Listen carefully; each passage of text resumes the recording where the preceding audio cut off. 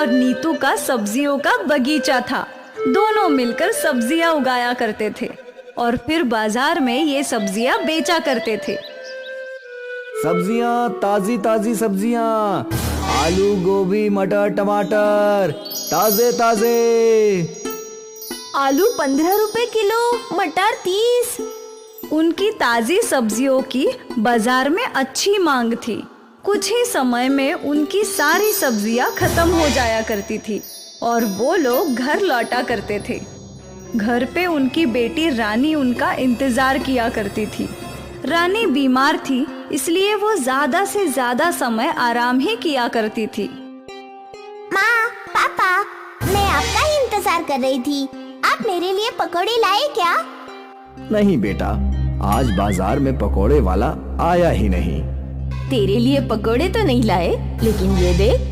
वाह, आम। रानी को टाली हुई चीजें बहुत पसंद थी, पर वो चीजें उसके लिए जहर थी। रानी के दिल में छेद था और उसके ऑपरेशन के लिए ही उसके माँ पापा इतनी मेहनत कर रहे थे और हर दिन की कमाई से वो लोग ज्यादातर पैसे अलग कर दिया करते थे। आपको क्या लगता है, कब तक हम पैसे इकट्ठे कर पाएंगे? पता नहीं, पर हम कोशिश करते रहेंगे। रानी योगी और नीतू की जान थी। वो किसी भी हालत में बस रानी को ठीक करना चाहते थे। रोज सुबह 5 बजे दोनों खेतों के लिए निकल पड़ते थे।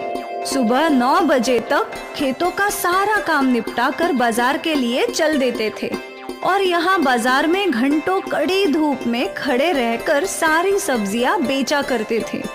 एक दिन की बात है, नीतू और योगी खेतों में काम कर रहे थे।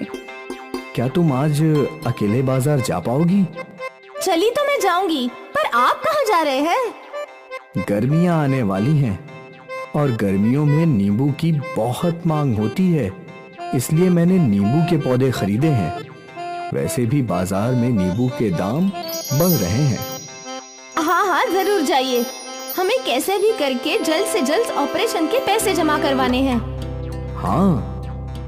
नीतू सारी सब्जियां लेकर बाजार के लिए निकल गई और योगी नींबू के पौधे खरीदने निकल पड़ा। योगी एक पेड़ों की नर्सरी में पहुंचा। जी बोलिए, मुझे नींबू के पौधे चाहिए।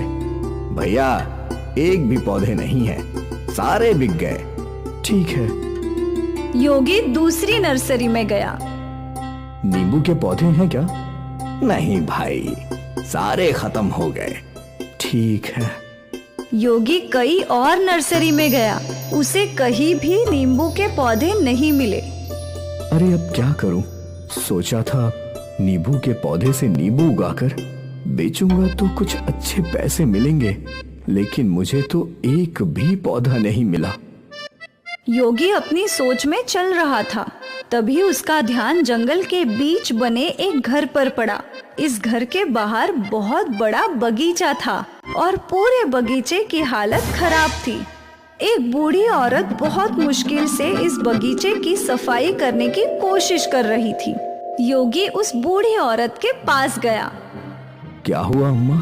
तुम्हारा बगीचा इतना बड़ा है, पर इसकी ऐसी हालत कैसे हो गई? अब क्या बताओ बेटा, मेरे पास बड़ा बगीचा तो है, पर इसकी देखभाल करने वाला कोई नहीं है। देख मेरी हालत, मैं बूढ़ी भला कैसे इतना सारा काम अकेले कर सकती हूँ।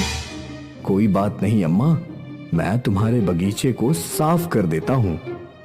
और योगी बगीचे की सफाई में लग गया। उसने जंगल के पौधे काटे, मुरझाए हुए पौधों को निकाला और सारे पौधों की मिट्टी की अच्छे से सफाई की। सारे पौधों को पानी डाला। वाह, अब लग रहा है ना ये बगीचा बिल्कुल साफ सुथरा। तेरे हाथों में तो जादू है बेटा। अम्मा, मैं भी तो किसान ही हूँ, मेरा भी सब्जियों का बगीचा है। अच्छा है। ठीक है अम्मा, अब मैं चलता हूँ। अरे रुक रुक बेटा। बूढ़ी औरत अपने घर में गई और एक पोतली उसने योगी के हाथ में रख दी। ये क्या है? नींबू के बीज। तुझे नींबू उगाने हैं ना? जा, इन्हें ले जा और अपने बगीचे में बो दे। आपको कैसे पता चला कि मुझे नींबू उगाने हैं? मुझे सब कुछ पता है। मैंने धूप में अपने बाल सफेद नहीं किए हैं। योगी ने वो पोटली ले ली और अपने घर की ओर चल पड़ा। योगी घर पहुंचा तो नीतू पहले ही घर पहुंच चुकी थी। बड़ी देर लग गई आपको। और नींबू के पौधे कहाँ हैं? किसी भी नर्सरी में नींबू के पौधे नहीं मिले। घर लौट रहा था तो जंगल में एक घर दिखा जिसके बाहर एक बड़ा बगीचा था।